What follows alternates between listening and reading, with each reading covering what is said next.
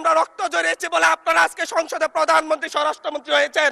এই বিশ্বাসঘাতকতা মাননীয় স্পিকার, এই রাষ্ট্র আর সইবে না। আমি এই ইলেকশনে ভোট ডাকাতি দেখেছি। এর প্রার্থীরা জমা দিয়ে এলাকায় গিয়েছে প্রচারণা করতে, তিনবার হামলা শিকার হতে হয়েছে। মাননীয় স্পিকার, আমি বুঝতে পারছি না সময়গুলো কিভাবে বন্টন করা হয়। সরকার দলের হলো 8 মিনিট, বিরোধী দলের হলো 6 মিনিট। এভাবে তো কথা বলতে পারবো না। আপনি যদি বলেন যে জেনজিরা কি চাই, আমি বলছি জেনজিরা 72-এর সংবিধান আর চাই না। জনাব আব্দুল হান্নান মাসুদ, আপনি আপনার অসমাপ্ত বক্তব্য সমাপ্ত করুন। ধন্যবাদ মাননীয় স্পিকার। একটু ধৈর্য ধরেন, ওনার বক্তব্যটা শেষ হোক। আমি একটু বসেন, বক্তব্যটা শেষ হোক ওনার।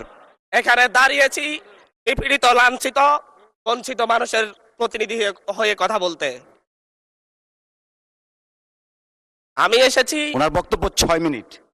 মাননীয় স্পিকার, আমি বুঝতে পারছি না সময়গুলো কিভাবে বন্টন করা হয়। সরকার দলের হলো 8 মিনিট, বিরোধী দলের হলো 6 মিনিট। এভাবে তো কথা বলতে পারবো না। মাননীয় স্পিকার, পাশাপাশি আমি এই সংসদের সর্বকনিষ্ঠ এমপি, বাংলাদেশের ইতিহাসের সর্বকনিষ্ঠ এমপি।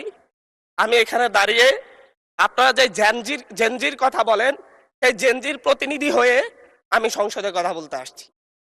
আপনি যদি বলেন যে জেনজিরা কি চাই, আমি বলছি জেনজিরা 72-এর সংবিধান আর চাই না।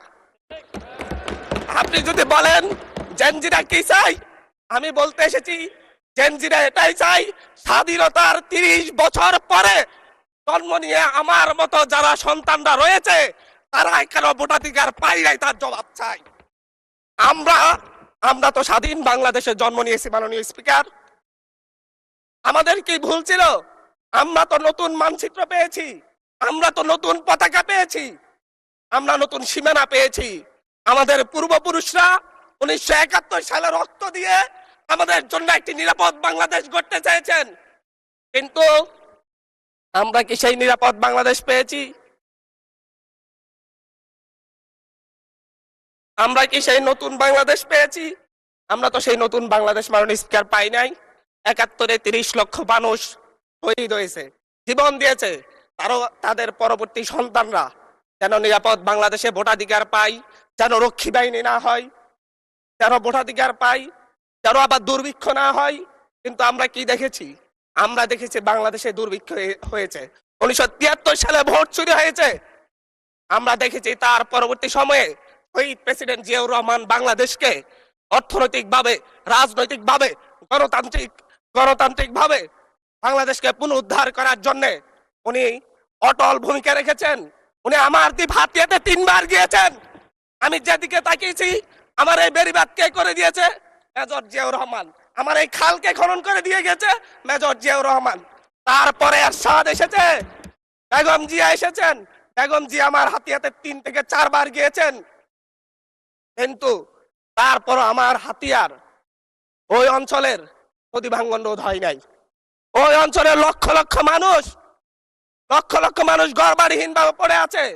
আমি এই ইলেকশনে ভোট ডাকাতি দেখেছি। আমার গাড়ি বহরে হামলা করা হয়েছে।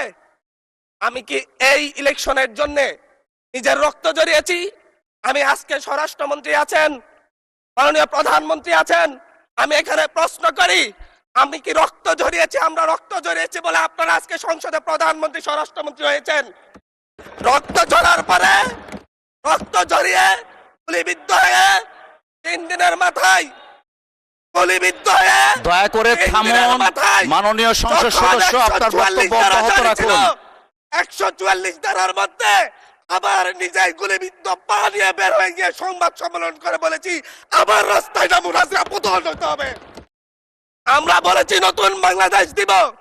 আমরা নতুন বাংলাদেশ আবার প্রতারণার রাজনীতি দেখতে চাই না, প্রবঞ্চনার রাজনীতি দেখতে চাই না।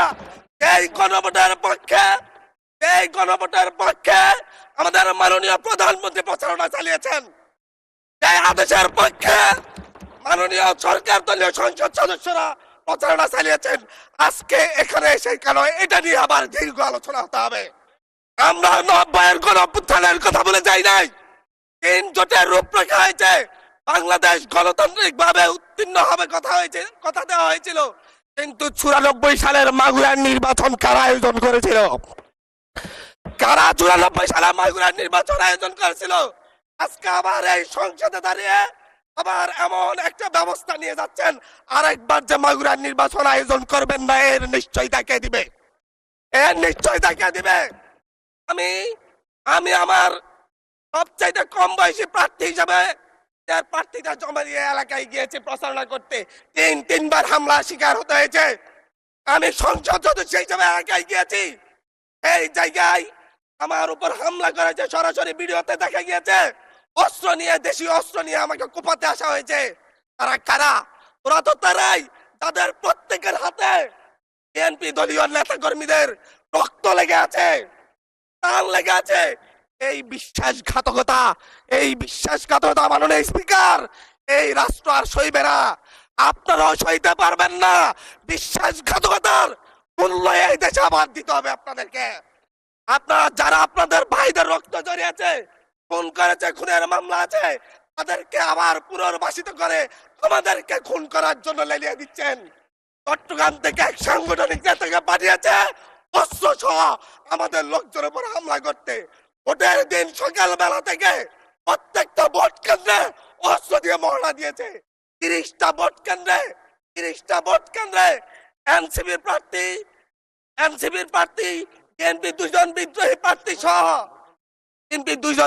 প্রার্থী সহ কারো এজেন্টকে ঢুকতে দেওয়া হয় নাই। এটার জন্য কি আমরা আমাদের রক্ত জড়িয়েছি?